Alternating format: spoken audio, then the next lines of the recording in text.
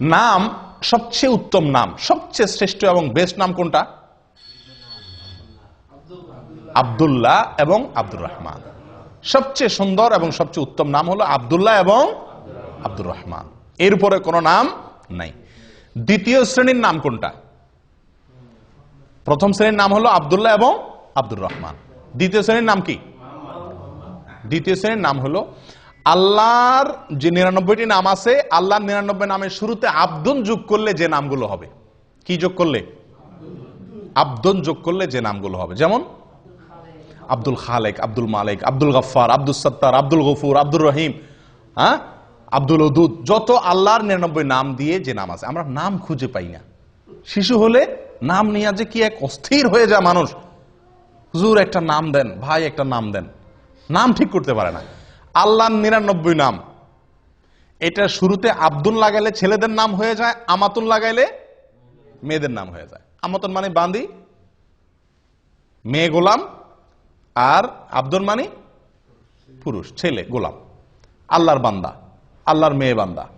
তাহলে 99টা নাম তো আপনার হাতের কাছেই আছে, এবং এর ভিতরে বহু নাম আছে যেগুলো আমাদের সমাজে খুব একটা শোনাই যায় না। আমরা নাম রাখার ক্ষেত্রে বেশ কিছু জটিলতা আমাদের দেখা দেয়। এর ভিতরে একটা হলো আনকমন নাম খুঁজি। আব্দুল্লাহ নাম রাখতে বলে যে আব্দুল্লাহ, আব্দুল্লাহ এ তো আমার ভাইয়ের খালাতো শালির জেডাতো ভাইয়ের ছেলের নাম, কোনো মানে আছে? আমার বোনের ছেলের নাম। তো সমস্যা কি? আপনার বোনের ছেলের নাম হয়েছে। আপনারা দেখেন এদেশের একটা কালচার আছে, বাপের নামও আব্দুল্লাহ, ছেলের নামও আব্দুল্লাহ, দাদার নামও আব্দুল্লাহ, নাতির নামও আব্দুল্লাহ। কই, তাদের তো কোনো সমস্যা হয় না। আমরা বলি ডাকলে তো সমস্যা, আব্দুল্লাহ বলে দুজন দৌড় দিবে। এই সমস্যাটা জীবনে কয়বার হবে? এই সমস্যাটা জীবনে কয়বার হবে? এগুলা সঠিক না। আসলে আমরা আনকমন নাম খুঁজতে গিয়ে এমন এক আনকমন নামের পিছনে পড়ে যাই যেটা আমাদেরকে সুন্দর নাম থেকে দূরে সরাই দেয়। এই জন্য আপনি আজকে আব্দুল্লাহ, আব্দুর রহমান বা এই সমস্ত সুন্দর সুন্দর ভালো ভালো নাম খুব বেশি এটা রাখার কালচার আস্তে আস্তে উঠে যাচ্ছে। মানুষ লালটু, বল্টু, টল্টু এই সমস্ত নাম রাখে। আল্লাহ হেফাজত করেন। সুন্দর একটা নাম রাখা, এটা সন্তান, নবজাতক সন্তান ভূমিষ্ঠ হওয়ার পরে বাবা মায়ের বা অভিভাবকদের করণীয়র ভিতরে অন্যতম প্রধান একটি করণীয়। মনে থাকবে তো ইনশাআল্লাহ। আমাদের দেশের নামের ভিতরে আরো অনেকগুলো সমস্যা আছে। তার ভিতরে একটা হলো যে একজনের 3টা-4টা করে নাম থাকে। একজনের কয়টা করে নাম থাকে? 3টা-4টা করে নাম থাকে, এবং সবগুলো আলাদা আলাদা নাম। সব নামগুলা কি আলাদা আলাদা নাম। আমি কি বুঝাতে পারছি? যেমন ওমর ফারুক। আচ্ছা, এটা আরেক সমস্যা, সেখানে আমি আসতেছি। তার আগে একটু বলে নিই যে একজনের 3-4টা নাম লাগে। যেমন মোহাম্মদ আলী, মোহাম্মদ আলী, 2টা নাম কিন্তু এখানে। একটা নবীর নাম, নবী সাল্লাল্লাহু আলাইহি সাল্লামের নাম, আর একটা হলো নবী সাল্লাল্লাহু আলাইহি সাল্লামের চাচাতো ভাইয়ের নাম, জামাইয়ের নাম। ঠিক কি না? 2 জনের নাম একজনে দখল করছে। ঠিক কি না? এভাবে আমাদের দেশে যত নাম পাবেন বেশিরভাগ নামগুলো একজনের 3টা-4টা নাম। এটা একটা ভুল কালচার। এটাতে কোনো মানে কোরআন হাদিস অশুদ্ধ হয়ে যাবে, আলোকে অশুদ্ধ হয়ে যাবে, বা এটা কারণে আপনার কোনো গুনাহ হয়ে যাবে এরকম না, কিন্তু এটা মানে সঠিক না। নাম থাকবে কি একটা, নাম থাকবে একটা, সেটা যেটাই হোক। হ্যাঁ, তার সাথে বাবার নাম যুক্ত হতে পারে, তাহলে 2টা হলেও সমস্যা নেই।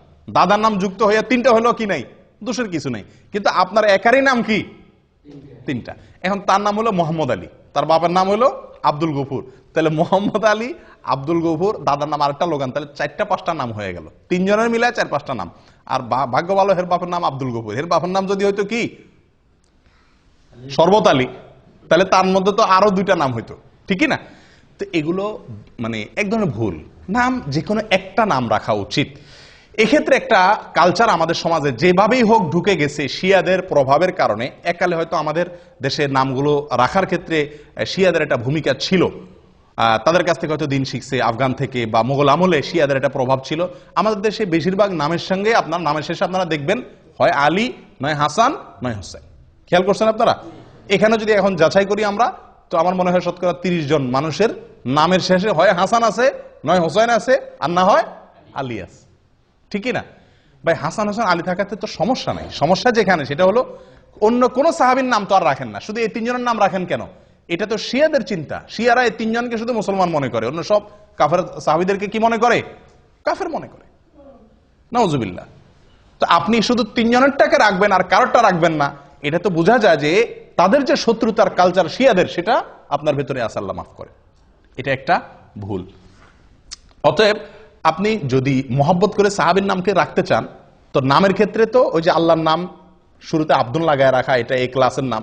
2 নম্বর হলো নবীদের নাম, 3 নম্বর হলো সাহাবীদের নাম। যে কোনো সাহাবীর নাম আপনি কি করেন, রাখেন, সুন্দর। আলী রাখেন, ওমর রাখেন, আবু বকর রাখেন, কোনো অসুবিধা নাই। তো এক্ষেত্রে যে কোনো একটা নাম আমরা রাখি, কিন্তু ওই যে সাথে আরো 2-3টা লেজুর যুক্ত করে দিই, এবং শেষে আলী, হাসান, হোসাইন মনে রাখ, কামরুল হাসান, দেলোয়ার হোসাইন, হ্যাঁ, তারপরে শরবত আলী, আব্দুল আলী। আর অর্থের দিক থেকে অনেক সমস্যাও আছে, অনেক নামের মধ্যে অর্থের দিক থেকে কি আছে, সমস্যাও আছে। যেমন রহমত আলী, রহমত আলী মানে কি, আলীর রহমত, আলীর করুণা। এ তো শিয়ারা আলী রাদিয়াল্লাহু আল্লাহর জায়গা দেয়, এই জন্য আল্লাহর আলীর রহমতে তারা সন্তান পাইছে, দেখে সন্তানের নাম রাখে আলীর রহমতে সন্তান পাইছি।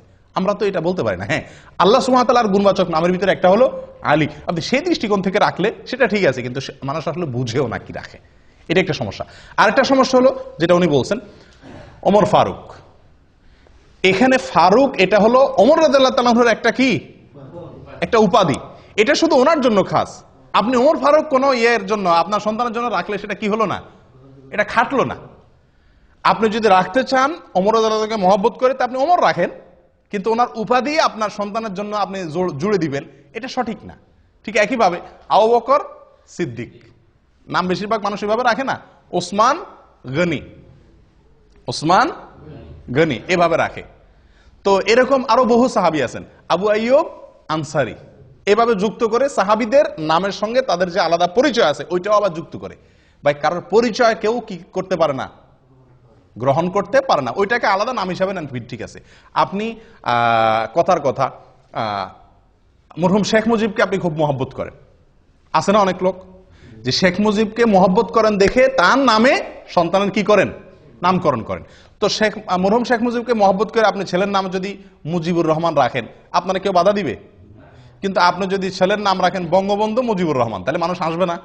এটা তো খাটলো না। বঙ্গবন্ধু তো ওনার টাইটেল, এটা তো আর কারোর জন্য আসবে না, নামটা সবার জন্য আসতে পারে। ঠিক একইভাবে আরো যে সমস্ত রাজনৈতিক নেতা আছেন, অন্যান্যরা আছেন, সব ক্ষেত্রে প্রযোজ্য হবে, ঠিক না? ঠিক। অতএব এগুলো একটা ভুল। যাই হোক, সুন্দর, অর্থবহ, অর্থের দিক থেকে কোনো খারাপ কিছু নাই এরকম নাম রাখা সবচেয়ে বেস্ট। আল্লাহর নামকে জুড়ে রাখা, 2 নবীদের নাম রাখা, 3 সাহাবীদের নাম রাখা।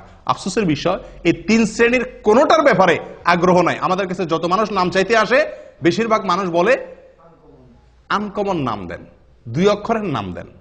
ওই যে টালটু বল্টু যেগুলো শুনে নাই কোনোদিন, এরকম নাম চায়, যে নাম কোথাও নাই আশপাশে, এরকম নাম চায়। একটা লোক বড় না, সবচেয়ে সুন্দর অর্থবহ নাম দেন আমাকে। আল্লাহ তাআলা আমাদেরকে তৌফিক দান করেন আমলের।